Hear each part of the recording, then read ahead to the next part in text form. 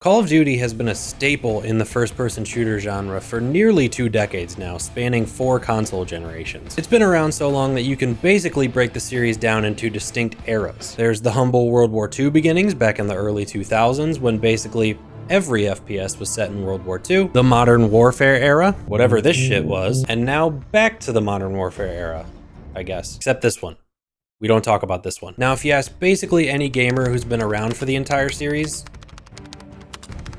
they're going to tell you the best era of Call of Duty by far was the Modern Warfare and Black Ops era from 2007 to 2012. For 6 years, Call of Duty was on top of the world, 4 of those being the highest selling game of that year. Although Modern Warfare wasn't technically the first FPS to depict modern urban combat, it was certainly the most successful and the most influential on future titles. And in the years that there wasn't a Modern Warfare, we got World at War, which gave us the now iconic Nazi Zombies mode, and the first 2 Black Ops games, which, in my opinion, had the best stories of the entire franchise. But what really put the Modern Warfare series above every other FPS of the time was the multiplayer. It was so fast-paced, had so many great guns, and legitimately the best maps of the entire franchise. Even today, with every new title, at some point there will be a DLC with an updated version of one of these maps because they were so good. Now, if you ask that same gamer, who was very patient by the way, for waiting around to answer all these questions, go ahead and give him a code red and some Doritos, he's earned it. Which game of this era had the best multiplayer?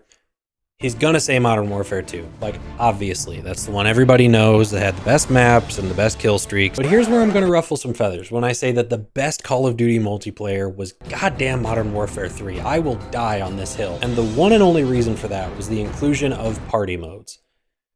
But really just all or nothing. I know you saw that coming. It was in the title. Like, the other ones are fine, like Infected, One in the Chamber. Those are okay, but really we're here to talk about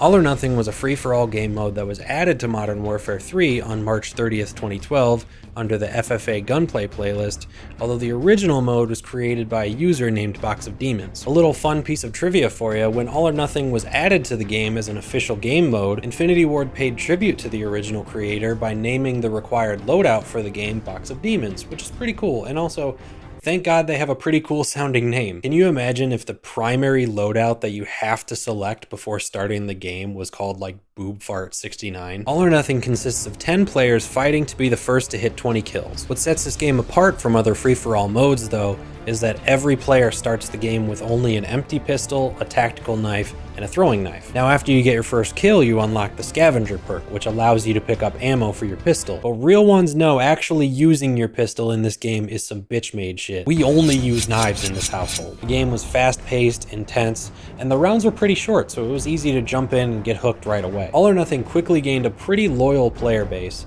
who eventually created a petition to give it its own playlist. So on September 1st of 2012, Infinity Ward gave the fans what they wanted, if you can imagine that, and removed Gun Game and One in the Chamber from the playlist, making All or Nothing its own game. From this point until well into the Black Ops 2 era, All or Nothing had a very active following, who created sort of another unspoken rule in the community. On top of never using your gun in game, if you made it to 19 kills, your final kill had to be a trick shot with a throwing knife. Unless the timer was about to run out, or you were on a kill streak. This led to a ton of compilations and trick shot videos on YouTube, which only helped to grow the fan base even more. Real quick shout out to Straight Up Knives. Your videos were part of the reason I love this game mode so much, and why I decided to make this video in the first place. Even my friends and I made a few clips back in the day using the built-in theater mode. Was part of this video just to show off my epic gamer skills? Yes. Was it worth it? Probably not. But just as quickly as it rose to prominence, All or Nothing quietly faded away. Sure, you could still go back and find matches in Modern Warfare 3 for several years, and even today there might still be a few people hanging around, but for the most part, when a new Call of Duty released, most of the fan base moved right along to the next one. There have been a few attempts to bring the mode back over the years, but none of them have been anywhere near as strong as the original on MW3. Infinite Warfare included it as its own mode, but who do you know that actually played that game? Most of the reason I even bought it was because it came with Modern Warfare Remastered. Then in Modern Warfare 2019, All or Nothing was added as part of their Season 4 DLC, but that lasted like a month and then it was gone again. And now in Modern Warfare 2,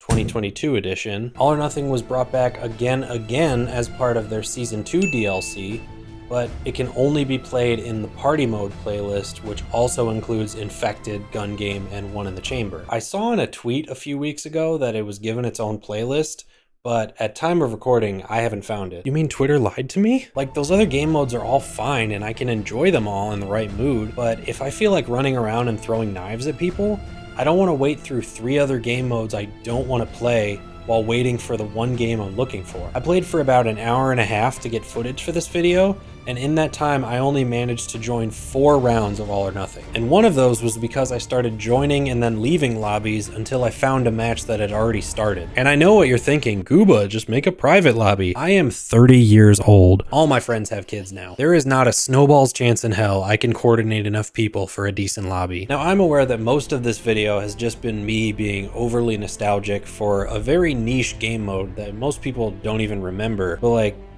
that's a hard pill to swallow, man. I have so many great memories of playing this game with my friends. We had what we called COD Sundays, where every week we would all get online together and play this game. When I went off to college, Modern Warfare 3 was the only game I owned.